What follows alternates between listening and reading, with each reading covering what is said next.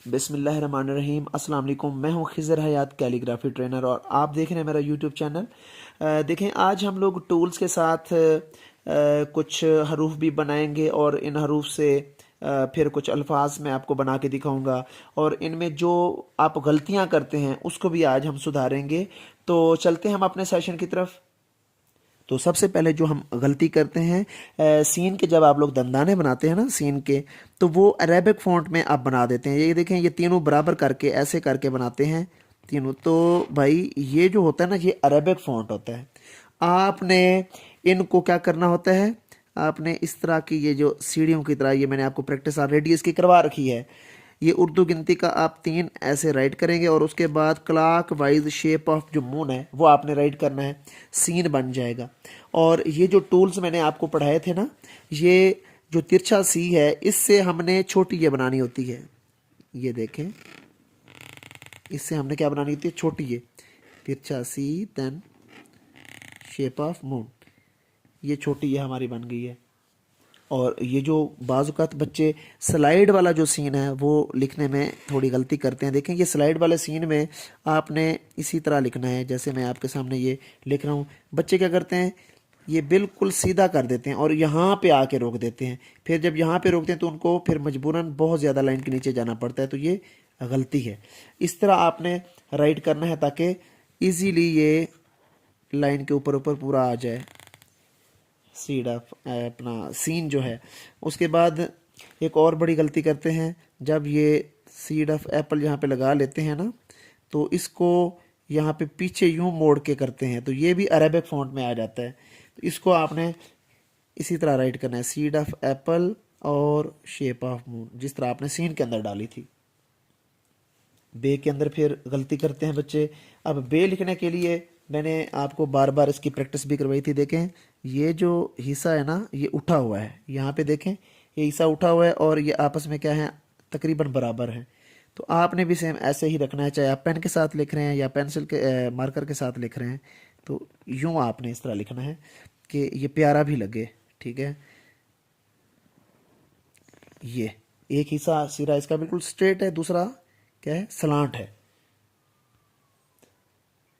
अब दाल के अंदर क्या गलती करते हैं बच्चे, दाल के अंदर भी सेम वही गलती कर जाते हैं। मैंने आपको कहा था नीचे जगह छोड़नी है, यहाँ पे आके थोड़ा सा झटका देना है, तो ये तिरछा जो है ना, ये ज़ेर या ज़बर बनेगा, तो आपका दाल कंप्लीट हो जाएगा। अगर आप इसको आराम से आके ऐसे छोड़ेंगे तो ये अरेबिक का दाल बन जाएगा। ये यहाँ पे जगह ऑटोमेटिक छूट रही है। इसकी भी प्रैक्टिस आपने ऐसे करनी है। अलिफ के बारे में भी मैंने आपको 12 बहुत सारी वीडियो भेजी हुई हैं, आपने उसकी प्रैक्टिस करनी है। दोबारा से देख लीजिए, ये ऊपर से भी थोड़ा सा सलांट, नीचे भी थोड़ा सा सलांट है। ये अलिफ, बे, जीम के लिए तिरछा 7 है और शेप ऑफ मून है। आइन के लिए भी देखिए यूं। अच्छा, अब जो गलतियां लोग करते हैं उनको भी ज़रा गौर से देखें। मैंने आपको कहा था कि दोनों एंगल के ऊपर आपने तवज्जो देनी है, जिस तरह ये लिखा हुआ है बे। अब ये देखें, बच्चे खड़ा कर देते हैं शेप ऑफ बोर्ड को, इधर भी 90 का, इधर भी 90 का, तो ये गलत हो जाता है। बाज़ औक़ात बच्चे यहाँ पे इसको यूं भी कर देते हैं और सीन को भी वो यूं ही करते हैं, ऐसे अंदर की तरफ मोड़ देते हैं। तो इन चीज़ों से बचाना है बच्चे को। और दाल में भी वो ऐसे कर देते हैं, बाज़ औक़ात वो नीचे चले जाते हैं। सिंपल सा, और रे के अंदर भी आपने सिंपल सा जो है ना, छोटा सा आपने झटका देना है ताकि नीचे जगह छूट जाए। बाज़ औक़ात ये काफ जब आप लिखते हैं तो सीधा बिल्कुल नीचे खड़ा कर देते हैं इसको आपने मोल्ड करना होता है गुलाई के अंदर। ठीक है, इसके पार्ट आप देख लें, ये काफ है और ये ढलान है। ये जो एरो का साइन देखें, ये ढलान है और वो यहाँ से शुरू हो रही है shape of moon clockwise. Seed of Apple को गौर से देख लें। अब ये कुछ लोग सफ़र करते हैं, इसका ख्याल करना है आपने। ये सीड ऑफ एप्पल के आगे चल पड़ते हैं, ये जो एरिया आप सफ़र यहाँ पे करते हैं तो ये गलत हो जाता है। सीन का भी ख्याल करना है, ये अरेबिक फ़ॉन्ट का सीन है और ये उर्दू ख़त नस्तलीक का सीन है। छोटी ये के अंदर जो गलती है वो ज़रा गौर से देखें। तिरछे सी का मतलब ये था कि आपने एक एंगल इसका आगे रखना था, दूसरा पीछे, उसके बाद ये शेप ऑफ मून डालना था। तो आपने क्या किया, ये गलतियां आप लोग करते हैं, इससे बचना है।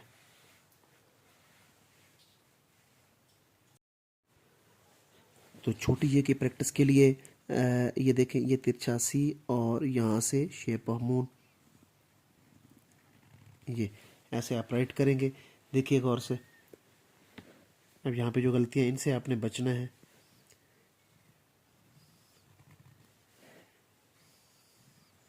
ऐसे भी लिख सकते हैं आप। ये देखिए बड़े फ़ॉन्ट में, इसकी बनावट को गौर से देख लें।